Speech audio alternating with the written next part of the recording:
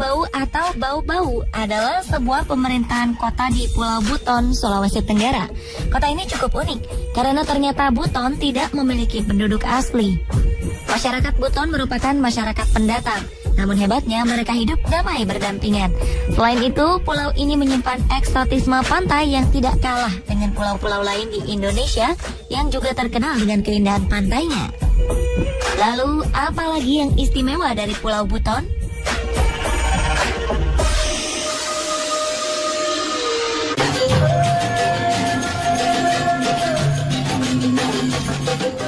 Masjid yang dikenal dengan namanya Masjid Agung Waluyo atau Masjid Agung Keraton Buton berdiri di tengah kota Bau-Bau.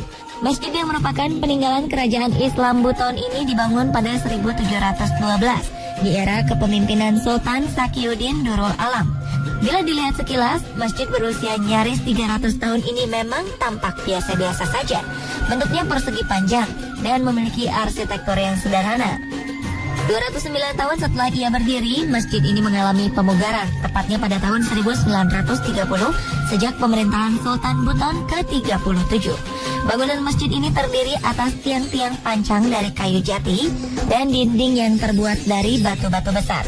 Selain sebagai salah satu masjid tertua di Pulau Buton, Masjid Waluyo juga memiliki lampu tertua yang merupakan hadiah dari Sultan Keraton Yogyakarta.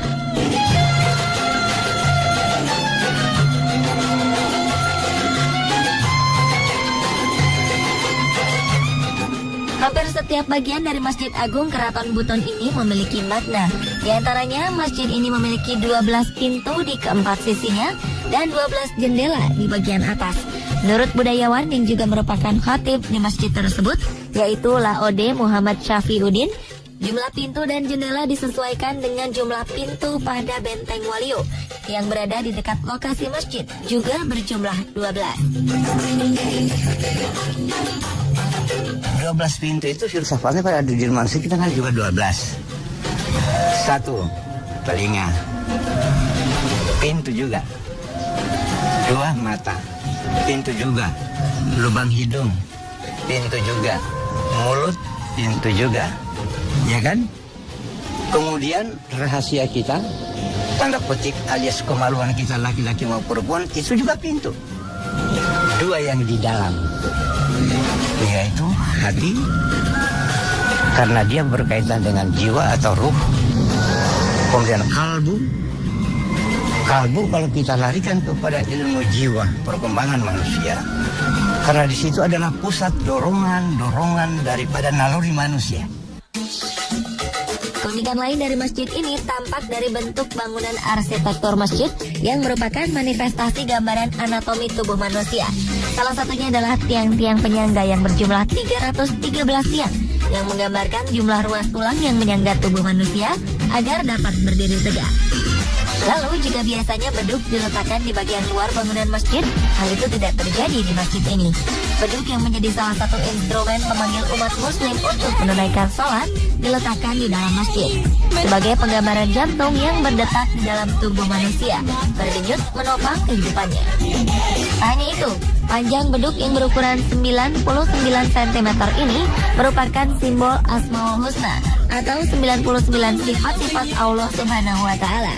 Bahkan setiap Jumat, panggilan suara beduk di masjid ini dibunyikan pada pukul 9 dan 10 pagi dan terdengar berbeda dengan masjid-masjid pada umumnya di Indonesia.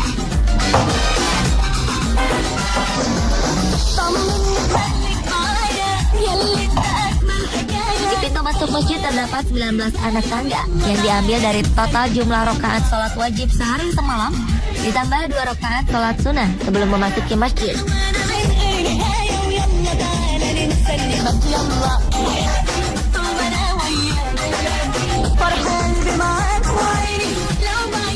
Satu hal lagi yang unik dan dianggap luar biasa oleh masyarakat setempat tentang Masjid Agung Waluyo ini adalah terdapatnya pusena atau pusat bumi. Konon dari lubang yang sangat dalam itu sering terdengar suara azan dari Mekah, Arab Saudi. Itulah sebabnya pusena ini disebut sebagai pintu menuju Mekah. Pusena yang berada tepat di belakang mihrab ini tidak diketahui kedalamannya. Kabarnya jika kita melempar sesuatu ke lubang tersebut, maka benda itu tidak akan terdengar menyentuh dasar, saking terlalu dalamnya lubang itu. Menurut warga setempat, bila kita melihat ke dalam lubang pusena, maka kita akan dapat melihat wajah keluarga atau kerabat yang telah meninggal. Namun tanpa adanya penelitian maupun pembuktian lebih lanjut, kisah tersebut tetap menjadi misteri tersendiri di balik masjid bersejarah ini. Untuk menghindari hal-hal yang membawa umat menuju pada kemusyrikan, maka pusena itu kini telah ditutup dengan semen dan karpet yang saat ini dijadikan sebagai mimbar imam. Dan tak seorang pun diizinkan untuk membuka atau membongkarnya.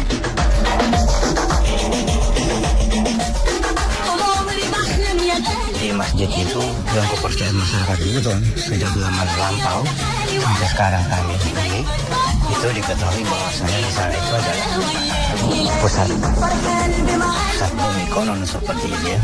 Konon itu para ahli astronom dia sudah pernah datang ke sini melihat bahwa memang tinggal masjid beton ini yang mihrabnya itu tidak pernah bergeser, tetap.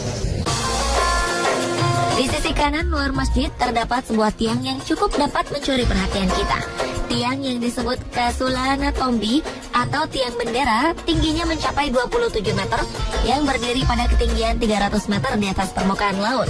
Sebelum tersambar petir pada tahun 1871, tiang bendera ini menjadi tanda kebesaran bendera Kesultanan Buton di masa kejayaannya. Namun kini tiang bendera dari kayu jati tersebut tetap dikukuhkan di sisi masjid sebagai pelestarian budaya Kesultanan Buton.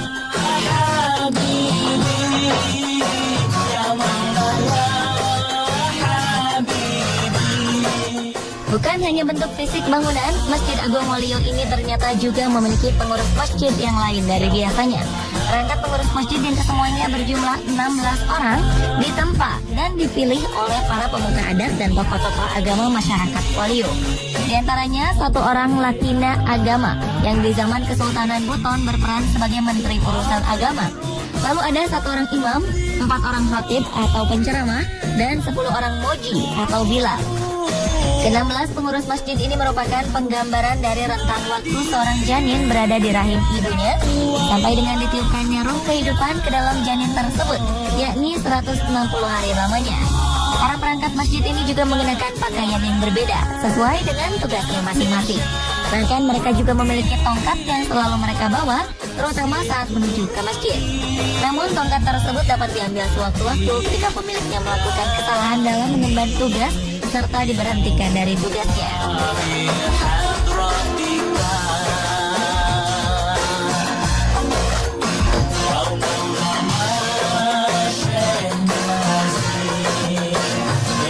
Kan ini syarat dengan muatan filosofi yang sangat tidak bisa diterjemahkan oleh bukan ahlinya, kecuali memang mereka itu adalah golongan orang-orang tahqiq. Sehingga kelihatan di Buton ini bahwa bagaimanapun modernnya rakyat atau masyarakat negara sekarang, tetap orang Buton memegang teguh dengan tata adat istiadatnya yang bernafaskan Islam. Memperhatikan bagaimana proses pemanggilan pelaksanaan sholat Jumat di masjid seluas 4 km persegi ini cukup unik juga, berbeda dengan masjid kebanyakan. Kumandang azan dilakukan oleh 4 orang bilal. Selain itu, sebelum memulai ibadah sholat Jumat, sang imam akan berdiri di dekat tiang bendera yang menghadap ke lautan untuk mendoakan seluruh umat di muka bumi ini. Kemudian imam masjid duduk di serambi masjid sambil menunggu jemaah datang. Hingga kemudian dijemput salah seorang perangkat masjid untuk melakukan sholat Jumat. Namun sebelum berdiri di depan, imam melakukan sholat sunnah masjid terlebih dahulu. Baru kemudian dia berjalan ke depan mimbar diiringi para perangkat masjid. Selesai melaksanakan sholat Jumat, para perangkat masjid ini tidak langsung meninggalkan masjid, melainkan melakukan pemanjatan doa bersama beberapa pengunjung masjid yang berdatangan dari jauh yang meminta didoakan demi hajatnya masing-masing. Saat itulah ke-12 jendela Masjid Agung ini akan ditutup dan hanya akan dibuka kembali hingga hari Jumat mendatang atau di hari raya Islam. Ritual sholat Jumat semacam ini merupakan warisan sejak zaman Kesultanan Buton yang masih dilakukan hingga detik ini.